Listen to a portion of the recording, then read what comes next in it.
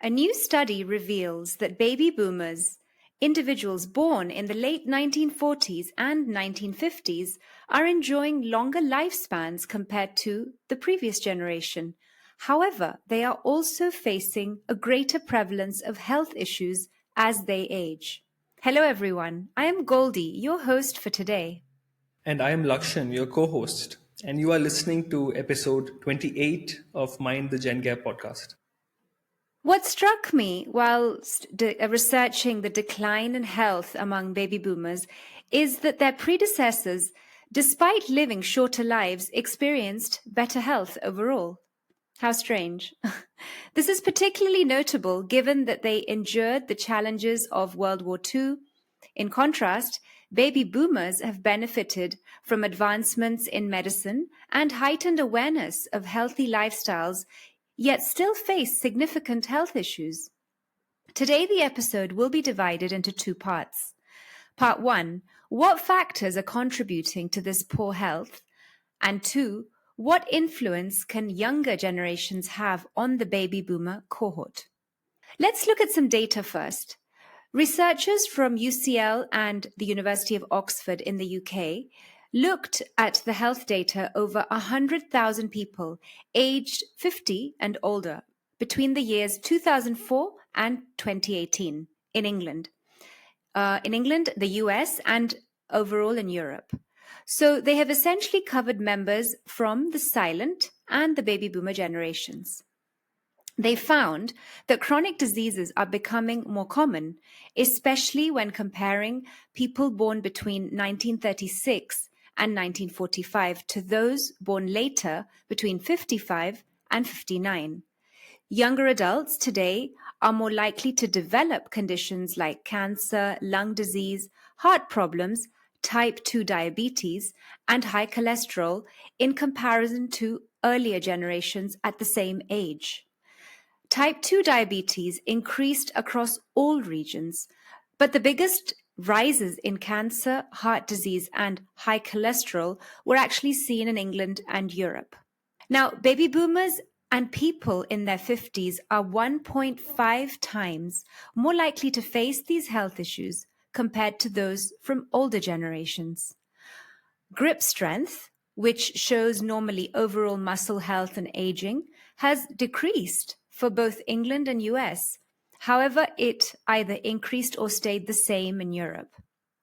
People from post-war generations, so we're talking about the boomers now, are just as likely, if not more, to struggle with everyday tasks like bathing, eating, walking short distances, even shopping compared to their parents' generation. I'm extremely shocked at all this data. We'll come to that though. What I'm actually picking up here is that the natural aging process is obviously synonymous for everyone, which is a fact, but chronic diseases such as diabetes or heart disease are much more prevalent for post-World War II generations. Another point of data that has also struck me is the documented increase in multimorbidity. What is this? Having a multiple number of chronic conditions, particularly in the US, which highlights a significant health challenge for younger generations.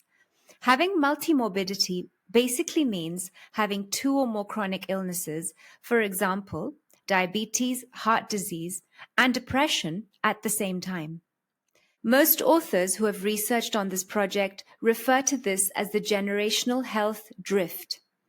In summary, the research indicates that younger generations may be facing more health challenges than earlier ones, reflecting a significant shift in health patterns over time. Now, although the study in particular does not examine in depth the reasons for these findings, because I was curious to understand the why, it does note trends like increasing numbers of people being overweight, declines in physical activity in some regions as possible factors that are involved. I think that makes a lot more sense. And of course, let's not forget the high intake of sugar and processed foods that have occurred over time. I have some observations, obviously, on these whys. What are your impressions, Lakshan? So, one thing that my mom always tells me whenever I order food like pizza and all that, is that I don't know how you guys are going to turn out, because at least I we were very lucky that uh, when we were growing up and when we were your age, we were eating a lot more healthy foods or less processed foods, so the quality of foods was much better. And you guys are eating all sorts of crap. I don't know how it's going to turn out for you when you guys get to our age. And of course, he talks about how much more active she is. To which I just glance at her and continue to eat my food. I probably shouldn't do that. I should probably uh, take what she says into account a lot more. But I think that that's something that does play a role. Gauri. I think Mm, quality of the food itself. I know you yeah. mentioned with respect to processed foods and all, but I think even the overall quality of the crop, let's say, Mm, like non-GMO foods, more organic kind of foods. absolutely. Yeah, yeah. And also the use of pesticides, which we know Yes. has such an impact. And I think this is predominantly one of the main reasons cancer is on the high. I mean, I read somewhere recently 1 in 3. That's incredibly high. I mean, I don't think that I've ever heard such figures. And truth be told, unfortunately, I know people who, have this disease, and they are 1 in 3. So, even within a group in a room, you sit and you know that there's somebody who's suffering from some form of it, which is awful Yeah. to think about, right? And, the boomers, I think, took the biggest toll for this because they grew up, or rather, they sort of became adults in a time when there was very little emphasis on even the use of plastic and all the other things that today we look at. Processed Kraft cheese, for example, which is such a poor choice in food. But I won't lie, I grew up on that cheese myself and absolutely loved it. So who knows what's in store for me.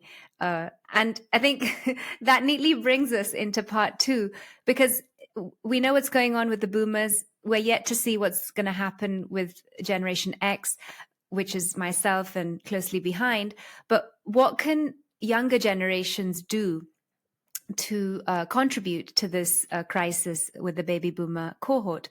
Well, I think the crisis that is faced by the baby boomers is a result of a long history, as we said, of unhealthy habits stemming, from a period in their youth that when many neglected physical fitness and potentially didn't have the same nutritious diets that their predecessors may have had by default. And I think, speaking from personal experience, I can attest that my own parents never engaged in sports. Um, and I've often felt that I'm compensating for our family's lack of activity through my own passion for fitness. And Fortunately, yeah, we even brought this up in the fitness episode, right? absolutely. About Yes. how it shows up in the family.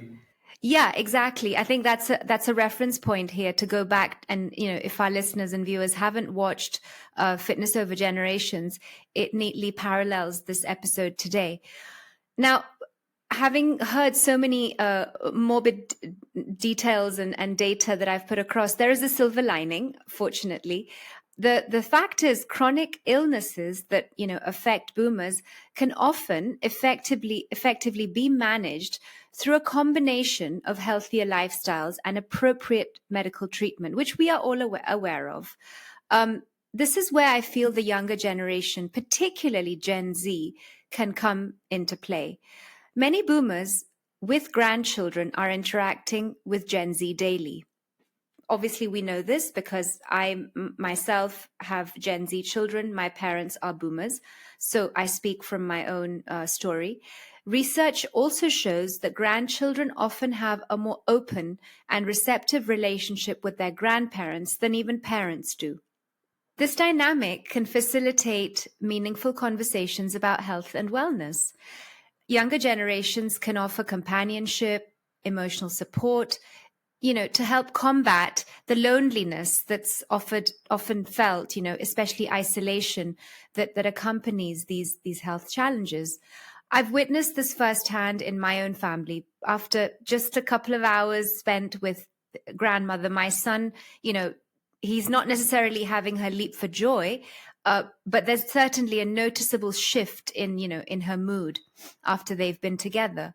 So this makes me think, even though Gen Z has cultivated a reputation, both positive and negative, for prioritizing health and especially mental health, well, aren't they the best positioned to serve as ambassadors for educating baby boomers about health conditions, treatment options, and especially wellness practices that can actually empower older adults to make informed health decisions?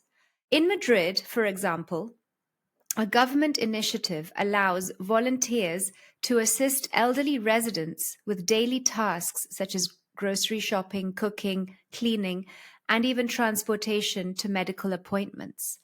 This system operates through an app, enabling volunteers to provide, even on an hourly basis, whatever suits both parties. I mean, I have a friend who does this because she doesn't work and she loves doing charity work. And so she actually accompanies elderly people, and she has an option to choose the area that she can find an elderly person and pick up. It's like a pickup service, and you go and spend some time with them and assist them with these menial tasks. This is just one of many solutions that are available out today. I want to add to one more. I'd like to highlight another innovative initiative that's aimed at addressing this issue that I was explaining earlier about multimorbidity, particularly cognitive related illnesses that often accompany conditions such as diabetes or hypertension. They go hand in hand. So, in Nebraska, in the US, there's a grant program that has been established to create intergenerational facilities that houses both nursing homes and childcare under the same roof. So you have elderly care and a child daycare center in the same building, in the same property. Now, the reason this initiative started was because of staffing shortages and closures that happened, post COVID-19. So this was an initiative, an incentive to support both types of care. For seniors, these environments foster social interaction, purpose, and engagement. Conversely, for children, they benefit from valuable learning experiences and the opportunity to build relationships with older adults, which we all know is also highly important. Now, programs like these are emerging across various locations, exemplifying a growing trend towards a collaborative care model, which is what I think is highly needed between intergenerational, support to help mitigate, firstly, staff shortages, but also enhance quality of care by fostering these connections and understanding among different generations. When I read about these initiatives and found out more, I felt rather optimistic, I won't lie, especially since I'm fully aware that Gen X are closely behind and in line for potential chronic, illnesses, because it's synonymous to a certain age bracket. But I also feel the younger cohorts will potentially remain healthier in body and could need a lot more attention when it actually comes to mental illnesses, which are definitely on the rise as we know it. So I've taken a bit of a turn here from what started off as the baby boomer crisis, but I also just want to spend a little bit of time thinking what's happening or what may happen moving forward with our younger cohorts. So, Lakshan, you have parents and grandparents who enter the baby boomer and X bracket, as I understand. Looking ahead, how do you envision the role of younger generations like yourself involved in the care and support of these older adults? So I don't honestly, I'm not super optimistic about it right now. And the reason I say that is because the way things are moving with respect to the younger generations, a lot of them are a lot more disconnected with their family, or they're getting more and more disconnected with their family. And I feel like if you're not able to show up with the older generations within your own family, it's going to be a little bit difficult for it to be the case beyond your immediate family alone. But I also feel like this is a minority of people, and I feel like the large majority of people will um, play a more active role, and instead of um, moving the older adults into, say, old age homes or nursing homes or things of that nature, I think they'll be a lot more proactive in caring for them uh, at home, or um, in a closer proximity, let's say. Because we've spoken about how a lot of the millennials and Gen Z are either moving back with Yeah. their families, or they have not left their families at all, simply because of the economic situation and all that, and how um, in the East it's moving towards more independent families, but in the West it's moving away from that and moving towards Yeah. joint family units, or like a Hmm. moving back with parents. I feel like that's somehow going to play a fairly major role, similar to what you mentioned earlier in the segment about how there is more awareness with the younger generations. I feel like, well, as long as there are more conversations happening Yeah. between the younger generations and the older generations, I think the older ones are a lot more willing to learn, and especially when it's between the children and the grandparents generation. I feel like, similar to what you had mentioned, I feel like that is a dynamic where a lot of learning definitely does happen, Yeah. more so than the parent and child versus grandparent and parent. So I see, as long as the younger generations take their own physical and mental health more seriously and act on it, I think it's only going to show up more in the older generations as well. This is what I see happening, because I can see how it's happening in my own family. The more that I take it seriously, and the more that my brother takes it seriously. Of course, my family is a lot more health conscious than the typical family. I'm also able to see how it's showing up in my aunt's family as well. Yeah. Like us doing it here, it's showing up over there as well. Mm. And I think slowly it's going to show up in the older families, in the older generation as well. This is what I believe, and this is what I would like to envision. Is this what I see happening? I like to be optimistic, but I don't really know. I'm curious to Yeah. hear what you would feel about this, Goldie. I mean, I was listening to you, and I do agree that there is an optimism there, because all the people that come to mind, a lot of these families are, from educated backgrounds, and a lot of these boomers are too. So what they see is what they mirror. You can only be the example to the person in front of you, and irrespective of whether they do or not, follow a healthier lifestyle with a chronic, disease, I think it's almost an invitation for a new career path that may emerge from these discussions in the health industry. Not so much the ability to be a doctor, but something that can complement the caretake of an elderly person. And why not make a career out of it? And I don't know, I'm just talking off the bat here, but a startup that initiates a care facility where you can go and get some workshops done or masterclasses done on little tips that would just benefit you on a day to day, including your steps, and a little bit like what these fitness coaches do, and they sort of tailor make something designed for your for your needs, but a little bit more hands on, because boomers and the elderly need that extra support. And why not help them through the younger people who, as it is, believe and have a purpose in life to look after themselves, for that matter? So I'm seeing a complementing something emerge from all this that we're speaking today. That I don't know. Maybe it's already being, thought about out there. I haven't done any research, but in my eyes, if tomorrow my son says to me, I'm thinking of, creating a startup where I need investors to believe in this idea that we need to facilitate the wellness of people who are overcoming diabetes, heart conditions, and also suffering from some cognitive decline. uh, there's a project I have in mind, and this is what it would mean.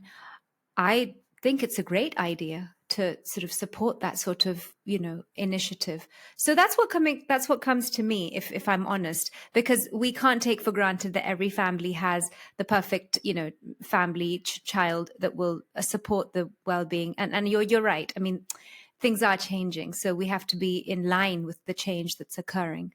To that effect, we are coming to the end of this today's episode. And I think it's vital to recognize the significant health challenges, that baby boomers face today. We can't overlook it anymore because data is there to provide a reality. It's largely influenced, by their lifelong habits and the evolution of health conditions across generations. That being said, us younger lot must learn from that and those mistakes and try to be healthier. While the situation presents obviously undeniable difficulties, I'm not even dismissing that, but it does open opportunities for meaningful intergenerational support, which is what we've spoken about, in the latter part of the episode. The active engagement of younger generations, particularly Generation Z, can lead to transformative changes for the well-being of these older adults. By serving as health advocates, providing companionship, and fostering collaborative care models, these younger individuals can help mind the gen gap created by this generational health shift. As we look into the future, it's clear that relationships forged between generations will play a crucial and critical role in shaping a healthier society. Let's continue to foster these connections and advocate, for a collective approach to health and wellness across all ages. Another reminder, Friendship Across Generations was an episode where we again spoke about Yes. this Yeah. emotional support that you can Yeah. get from someone up to 10 years younger or older than you. Now, if you've reached till the end and watched us, we thank you and request you to share and like this episode. It will add to the longevity and health of our podcast, pun intended. With that, we come to the end of episode 28 of Mind the Gen Gap podcast. I've been your host, Goldie. And I've been your co-host, Lakshan. Thank you so much for watching, listening, and tuning in all the way to the very end. Muchas gracias. See you in the next one. Hasta pronto. Bye. Bye.